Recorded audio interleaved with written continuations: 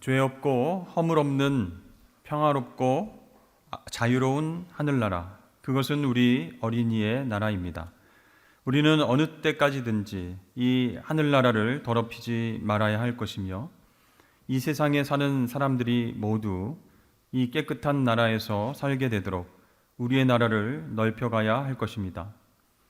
이 두 가지 일을 위하는 생각에서 넘쳐나오는 모든 깨끗한 것을 거두어 모아내는 것이 이 어린이입니다.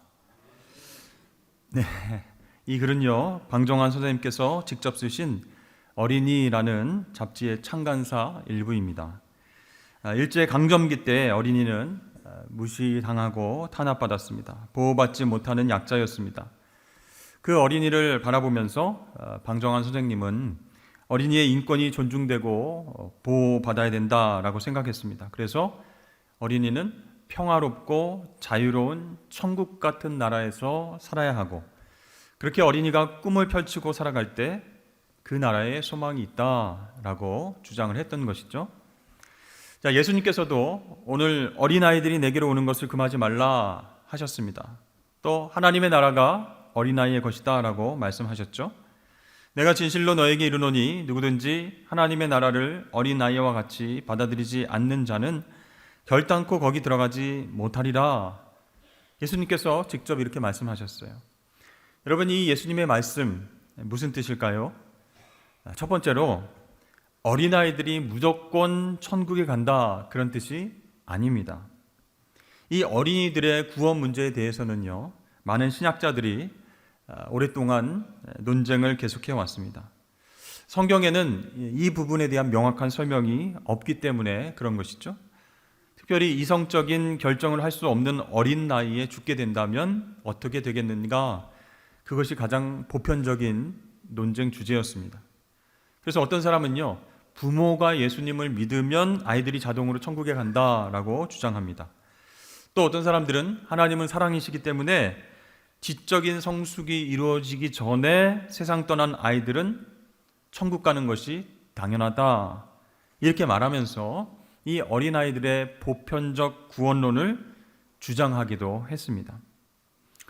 여러분, 우리가 성경에 나와 있지 않은 문제들에 대해서 어떻게 접근하고 어떻게 생각하는 것이 올바른 것일까요? 자, 부모가 예수님을 믿으면 아이들은 자동적으로 구원받는다라고 말하는 것보다는 우리 아이들이 태어났을 때부터 그들의 구원 문제에 관심을 갖고 지속적으로 기도하면서 아이들이 구원을 경험할 수 있도록 도와주는 것이 좋다라는 것이죠. 여러분, 바울이 디모데에게 쓴 편지 가운데 이런 내용이 있습니다. 내가 어려서부터 성경을 알았나니 성경은 능히 너로 하여금 구원에 이르는 지혜가 있게 하느니라, 이렇게 말했습니다. 즉, 어린 아이들도 구원을 경험할 수 있다는 것이죠. 그러므로 아이들은 무조건 다 천국 간다, 이런 식으로 일반화해서 생각하는 것은 바람직하지 않습니다. 아이들이 예수 믿고 구원받고 어렸을 때부터 신앙생활을 잘하면 그 평생의 삶 가운데의 유익이 크기 때문에 부모들인 우리가 우리 자녀들, 아이들의 신앙교육에 관심을 갖는 것이 필요하다라는 것이죠. 그렇습니다. 오늘 예수님 말씀은요, 어린아이들이 무조건 구원받는다, 그렇게 가르쳐 주시는 것이 아닙니다. 어린아이와 같이 되지 않으면 하나님 나라 천국에 갈 수 없다라고 말씀을 하시는 거예요. 자, 두 번째, 예수님의 말씀은 어린 아이들을 과보호하거나 자유롭게 풀어놓는 것이 좋다고 말하는 것이 결코 아닙니다. 특별히 공공장소에서 우리 아이들이, 자녀들이 지켜야 할 질서가 있어요. 남들을 위해서 배려할 그런 부분이 있습니다. 그것들을 가르쳐야 된다는 것이죠. 특별히 음식점에서, 카페에서, 놀이동산에서, 공연장에서 어린 아이기 때문에 그냥 마음껏 말하고 뛰어놀고 그렇게 행동하도록 방임하면 안 된다는 것이죠. 자, 교회 안에서도요, 아이들의 특성상 가만히 있지 못하고 이리저리 뛰어다니면서 소리를 지르면서 그렇게 돌아다니는 우리 아이들이 있어요. 그것을 바라보면서 예배를 안내하시는 분들이 걱정스러운 마음으로 부모님들한테 권면을 하기도 합니다. 죄송합니다. 우리 다른 분들의 편안하고 질서 있는 예배를 위해서 아이들을 좀 잘 살펴주십시오. 우리 아이들은 여기 말고 우리 사무실이나 교회 학교에서 예배를 좀 드리면 좋겠습니다. 그렇게 안내를 하실 때가 있어요. 그러면 대부분 예 알겠습니다라고 수긍을 하시지만 어떤 분들은 이렇게 말씀하십니다. 성경에 보면요, 아이를 데리고 예수님 앞에 나왔을 때 제자들이 막 막았습니다. 그런데 예수님께서 그 제자들을 꾸짖으면서 하나님 나라는 이런 어린아이의 것이다 라고 말씀하셨는데, 혹시 그 성경 말씀 들어보셨습니까? 네. 여러분, 이런 경우를 가리켜서 뭐라고 얘기합니까? 아는 것이 병이다, 이렇게 말할 수 있습니다. 물론 이 어린이들도 어른과 동일한 인격체로 여기는 태도가 우리 교회 안에서 필요합니다. 그런데 그것이 우리 부모님들이 어린아이들을 방임해도 좋다, 그것을 뜻하지는 않는다는 것이죠. 사실 요즘은요, 저출산으로 인해서 예전보다 우리 어린이들이, 자녀들이 훨씬 귀하고 존귀한 분들이 되셨습니다. 그래서 어디를 가나 무엇을 하나 우리 아이가 최고여야 합니다. 최고의 교육을 받아야 되고요, 좋은 옷을 입혀야 되고요, 또 장난감도 그냥 동네 문방구에서 사면 안 됩니다. 명품 장난감을 가지고 놀아야 지능이 발달할 수 있다, 이렇게 생각하고 다양하고 이색적인 체험을 우리 자녀들에게 다 누리게 해주고 싶은 마음이 있어요. 자, 그래서 자칫 잘못하다가는 우리 아이에게 훈계하고 잘못을 깨닫게 하는 것보다도 자유롭게 많은 것을 누릴 수 있도록 방임하는 그런 부모도 많아진다라는 것이죠. 여러분, 그런데 오늘 우리에게 주신 말씀이 결코 아이들의 방종을 묵인해도 좋다, 그런 차원에서 주시는 말씀이 아니라는 거예요. 자, 그렇다면 오늘 본문 말씀이 우리에게 주시는 진짜 메시지는 무엇일까요? 오늘 본문을 이해하는 열쇠가 되는 두 가지 키 단어가 나옵니다. 첫 번째는 하나님의 나라이고, 두 번째는 어린아이와 같이라는 단어입니다. 17절 말씀 보니까 내가 진실로 너에게 이르노니 누구든지 하나님의 나라를 어린아이와 같이 받아들이지 않는 자는 결단코 거기 들어가지 못하리라 하시니라 그랬어요. 여러분, 하나님 나라에 어떻게 들어갈 수 있습니까? 모든 어린아이들이 들어간다는 것이 아니죠. 어린아이와 같아야 들어간다 라고 분명히 말씀하셨어요. 자, 죄인이 하나님 나라에 들어갈 수 있는 방법은 무엇입니까? 회개와 믿음 뿐입니다. 회개하고 예수 그리스도를 믿지 않으면 하나님 나라에 갈 수가 없는 것이죠. 근데 여러분, 누가 회개할 수 있습니까? 누가 믿을 수 있습니까? 바로 어린아이와 같은 마음을 가진 사람이 회개하고 믿을 수 있다라는 것이에요. 여러분, 먼저 회개의 경우를 생각해 보십시오. 어린 아이들이 쉽게 회개를 하겠습니까? 아니면 어른들이 쉽게 회개를 하겠습니까? 어린 아이들이죠. 네. 사실 어른이 되면, 장성하면 대부분 사고가 경직되고요, 나름대로의 그 경험을 통해서 인생을 보는 시야가 점점 굳어지게 됩니다. 유연하지 않게 된다는 것이죠. 그러나 어린아이들에게 넌 이건 잘못된 거야 라고 알려주고 타이르면 쉽게 그 잘못을 인정하고 행동을 고치려고 합니다. 자, 이것이 바로 회개할 수 있는 마음밭이다라는 것이에요. 어린아이와 같은 마음이 회개할 수 있는 마음밭이라는 거예요. 그러나 잘못된 생각의 틀이 굳어져서 경직되면 어떻게 될까요? 자신의 잘못을 잘 인정하지 않게 됩니다. 자, 사람들이 왜 회개를 잘 하지 않을까요? 내가 뭘 잘못했어, 이 정도 안 한 사람이 어디 있어 라고 생각하기 때문에 회개하기가 힘들어지는 것입니다. 그런데 여러분, 회개할 수 있는 마음밭은요, 어린아이와 같은 마음이에요. 어린아이들은 네, 잘못했습니다, 용서해 주세요, 다시는 그러지 않을게요 라고 말하면서 자기 행동을 고친다는 것이죠. 자, 이렇게 회개할 수 있는 가능성이 어린아이들에게 더 많다라는 뜻이죠. 자, 같은 내용이 있는 마태복음 18장 3절 말씀에 보면 너희가 돌이켜 어린아이들과 같이 되지 아니하면, 이렇게 말씀이 되어 있습니다. 너희가 돌이켜 그 단어가 강조되어 있습니다. 무슨 뜻이죠? 회개 없이는 하나님 나라에 들어갈 수 없다, 그런 뜻이에요. 그런데 어린아이일수록 쉽게 회개하고 쉽게 믿는다는 것이에요. 자, 그러면요, 예수님께서 이런 말씀을 하셨는데 어른들은 잘 회개하지 않으니까 구원받지 못할까요? 그런 뜻일까요? 아니죠. 나이 드신 분들 중에서도, 어른 중에서도 어린아이와 같은 마음을 가진 분들이 가능하다라는 거예요. 자신의 생각만을 고집하는 어떤 경직된 사고가 없는 분들, 자신의 실수와 잘못을 어린아이처럼 인정하시는 분들, 단순하게 주님 앞으로 나아오시는 분들이 구원으로 하나님 나라로 나아갈 수 있다라는 것입니다. 자, 믿음의 경우도 마찬가지입니다. 여러분, 누가 잘 믿을 수 있을까요? 우리가 나이를 점점 먹으면 먹을수록 새로운 사람을 만나면 그 사람을 쉽게 믿지는 않습니다. 우리의 마음을 활짝 열지를 않습니다. 나이가 들수록, 경험이 많을수록 새로운 사람들을 의심스러운 눈초리로 보게 되고 마음을 쉽게 주지 않는 경향이 있습니다. 그러나 어린아이들은 어떻습니까? 그렇지 않죠? 처음 만나는 사람에게도요, 잘 웃고요, 또 굉장히 대화를 해보면 재밌으면 잘 따라가기도 합니다. 그러다가 유괴를 당하는 경우도 종종 생기기도 하죠. 자, 어린아이들의 이런 단순한 특성 때문에 쉽게 믿고 잘 받아들인다라는 것을 이야기하신 것이죠. 제가 어렸을 때의 일입니다. 명절에 친척들이 오시면 가끔씩 몇몇 분들이 어린 저에게 이런 얘기를 했습니다. 자나, 너는 엄마 뱃속에서 태어난 것이 아니라 청계천 다리 밑에서 주워왔다. 그런 얘기를 한 사람만 하는 게 아니고 몇 사람이 하니까 제가 처음에는 아닌데, 아니에요 이렇게 하다가도 정말일까? 이렇게 생각을 하게 됐어요. 그래서 계속 너는 엄마가 뱃속에서 임신해서 태어난 게 아니고 다리 밑에서 주웠다, 이렇게 얘기를 하면은 계속 제가 아니라고 합니다. 아니라고. 누나가 태어났고 그 다음에 내가 태어났다고. 그러면 어떻게 증명할래? 증명할 수 있어? 그러면은 못하는 거예요. 그러면서 저를 약간 놀리면서 그렇게 얘기합니다. 봐봐, 누나하고 너하고 안 닮았잖아. 너는 분명히 다리 밑에서 주워왔어. 그러니까 어린 마음에 그걸 이제 사실로 믿은 거예요. 상처가 됐어요.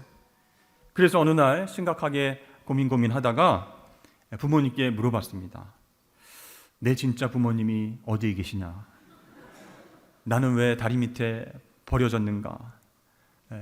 언제, 어디서, 어떻게 나를 주워왔는가? 이렇게 심각하게 물어본 거예요. 그 얘기를 들은 부모님이 얼마나 웃으셨는지 모른다고 저한테 이 얘기를 가끔 하십니다. 여러분, 이 어린아이들은요, 의심하지 않고 잘 믿는 거예요. 그렇게 어린아이와 같은 믿음이 있어야 하늘나라를 소유할 수 있다라고 주님께서 말씀하셨습니다. 여러분, 17절 말씀에 나오는 받아들이지 않는다라고 하는 말, 무슨 뜻입니까? 믿음의 차원에서 하신 말씀이에요. 하나님의 나라를 어린 아이들처럼 받아들이지 않는 자는 무슨 뜻이에요? 어린아이처럼 믿지 않는 자는, 이렇게 해석할 수 있는 거예요. 여러분, 믿음은요, 하나님을 받아들이는 것입니다.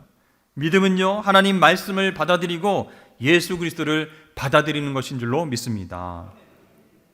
요한복음 1장 말씀에 보면요, 영접하는 자 곧 그의 이름을 믿는 자들에게는 하나님의 자녀가 되는 권세를 주셨다라고 말씀하고 있어요. 그래서 여러분, 예수님의 이름을 믿는다라고 하는 것은요, 교회에 그저 왔다 갔다 하는 것이 아닙니다. 예수님을 믿는다는 것은요, 인격적으로 예수 그리스도를 나의 구주로, 나의 주님으로 마음속에 받아들이는 거예요. 믿는 것입니다. 여러분, 이것이 신앙의 시작입니다. 그런데 받아들여지지 않으면, 믿지 않으면 신앙이 시작되지 않는 거예요. 아무리 교회에 와서 앉아 있어도, 아무리 예배를 많이 들어도, 아무리 좋은 설교를 많이 듣는다 할지라도 여전히 마음 문을 닫고 예수 그리스도를 거절하고 있는 사람은 신앙인이 아니에요. 그리스도인이 될 수 없는 것입니다. 그래서 여러분, 내 마음대로 인생을 살아봤습니다. 그러나 내 삶의 결과는 좌절이었고 방황이었습니다. 그것이 나의 죄 때문인 줄, 허물 때문인 줄로 인정합니다. 나는 하나님 앞에 죄인임을 고백합니다. 이렇게 회개할 수 있는 마음이 바로 어린아이와 같은 마음이다라는 것이죠. 또한 어린아이의 마음을 지닌 사람은요, 하나님께서 나를 구원하시기 위해서 예수 그리스도를 이 땅에 보내주셨습니다 라고 믿음으로 고백할 수 있는 사람이에요. 그러니까 복음을 들으면요, 그 복음에 대해서 단순한 마음으로 응답한다는 거예요. 의심하고 계산하고 그럴 수 있을까? 과연 내 죄를 위해서 그렇게 하셨을까? 하는 게 아니고 단순하게 아멘 하고 믿는 것이에요. 이처럼 여러분, 구원이라고 하는 것은요, 어린 아이와 같은 단순한 마음으로 회개하고 예수 그리스도를 구주로 믿는 것입니다. 그래서 구원받는 순간에 내가 하나님 나라의 백성이 되고 하나님의 자녀가 되는 것을 믿는 것이에요. 여러분, 그것이 바로 성경의 약속입니다. 그러나 예수 믿는 사람들도 구원받은 직후에 시간이 오래 지나면 구원의 기쁨을 잃어버릴 수가 있습니다. 신앙생활이 더 이상 활력을 갖지 못하고 의기소침하고 영적으로 침체될 때가 있다는 것이에요. 여러분, 혹시 여러분 어떻습니까? 찬송의 샘이 메말라 있습니까? 또 기도하는 그 모든 것들이 피곤하고 힘에 부치십니까? 여러분의 삶의 발걸음이 중심을 갖추지 못하고 흔들리고 계십니까? 성령 충만함을 경험하지 못하고 무료하게 하루하루 본능대로 그렇게 살아가고 계십니까? 그렇다면 무엇이 필요할까요? 그럴 때 여러분, 구원의 기쁨을 회복하는 것이 필요하다는 것이죠. 여러분, 회복하는 것도요, 구원받는 것과 똑같습니다. 회개와 믿음으로 예수님 앞에 나와서 하나님의 자녀가 되듯이 마찬가지로 하나님과의 교제를 회복하기 원할 때에도 하나님은 동일한 것을 요구하고 계세요. 무엇을 요구하실까요? 회개를 요구하십니다. 구원받은 자녀로 살아가는데 내가 잘못 살아왔던 것, 하나님을 주인으로 삼지 못했던 것, 그것을 회개해야 된다는 거예요. 그래야 구원의 기쁨이 회복될 수 있다는 것이죠. 하나님, 내 마음대로 내 고집대로 살려고 노력했더니 그것이 내 방황과 허무함의 원인이 되는 것 같습니다. 하나님, 잘못했습니다. 이렇게 회개하고 자백하면서 하나님께 가까이 나가야 됩니다. 하나님, 더 이상 나 자신을 의지하지 않겠습니다. 내 지혜와 내 생각을 내려놓고 하나님만 신뢰하겠습니다 라고 다시 한번 고백할 때 우리에게 회복이 찾아오는 것이죠. 여러분, 그리스도인인 저와 여러분들이 삶의 진정한 기쁨을 잃어버리고 흔들리는 원인이 무엇일까요? 그것은 회개하지 못했기 때문이다라는 것이죠. 왜 회개하지 못합니까? 어린아이 같지 못하다는 것이에요. 아이처럼 단순하지 않고 언제부턴가 계산하고 그렇게 복잡한 마음 상태가 되어 있기 때문이라는 거예요. 여러분, 우리 어린 자녀들 정말 붙들고 설득하고 가르칠 때가 있죠. 처음에는 안 돼, 싫어 막 이렇게 저항하다가도 아이들이 순간적으로 마음을 바꿔서 잘못했어요 아빠, 미안해요 엄마, 이렇게 말할 때가 있습니다. 그때 부모의 마음은 너무 기쁜 거예요. 안아주고 싶은 거예요. 마찬가지로 내가 하나님 앞에서 잘못된 것들을 회개하고 자백하는 순간 하나님은 기뻐하시면서 저와 여러분들을 안아주십니다.